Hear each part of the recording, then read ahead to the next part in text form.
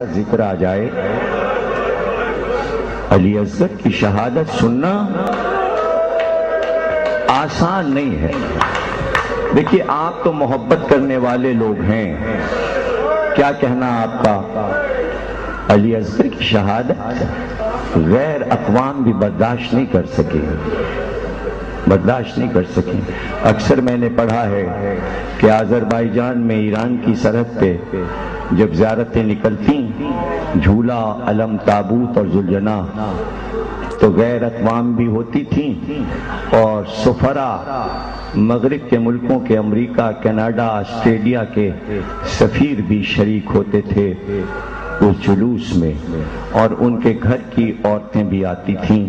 نیا سفیر آیا ہوا تھا اس زمانے میں کینیڈا کا، اس کی عیسائی بیوی اپنے بچوں کے ساتھ عزاداری عاشور کا جلوس دیکھنے آئی تھی، تو اس نے اپنے پرائیویٹ سیکریٹری سے کہا تھا کہ چونکہ میں پہلی بار یہاں کا محرم کر رہی ہوں تو میں ڈائری میں کچھ لکھنا چاہتی ہوں، جتنی چیزیں نکلیں اس کی تفصیل بتاتے جانا، میں ڈائری میں لکھتی جاؤں گی۔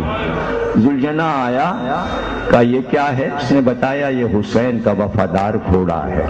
علم آیا، اس نے بتایا حسین کا چھوٹا بھائی عباس تھا، وہ حسین کے لشکر کا علمدار تھا، یہ علم اس کا ہے، اس کے بازو کٹ گئے، یہ تابوت علی اکبر کا ہے۔ آخر میں چھوٹا سا جھولا آیا،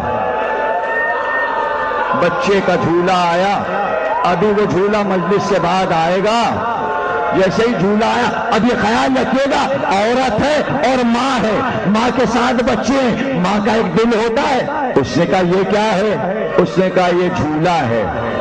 حسین کے لشکر میں 6 مہینے کا بچہ علی اصغر تھا، اس کی ماں کا نام رباب ہے، یہ جھولا اس کا ہے۔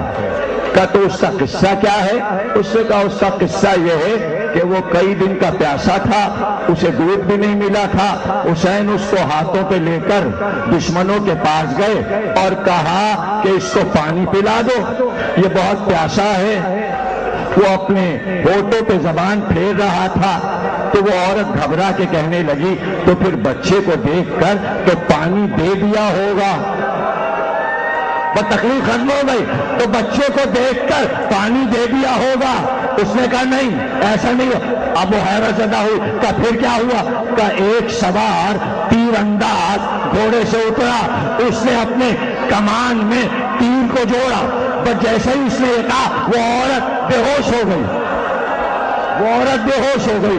کافی دیر کے بعد ہوش میں آئی، اور اب جو ہوش میں آئی تو وہ جھولے کو دیکھتی تھی اور گھبرا کے کہتی تھی بھئی یہ بتا دو بچہ مرا تو نہیں، ارے مجھے بتاؤ بچہ مارا تو نہیں گیا؟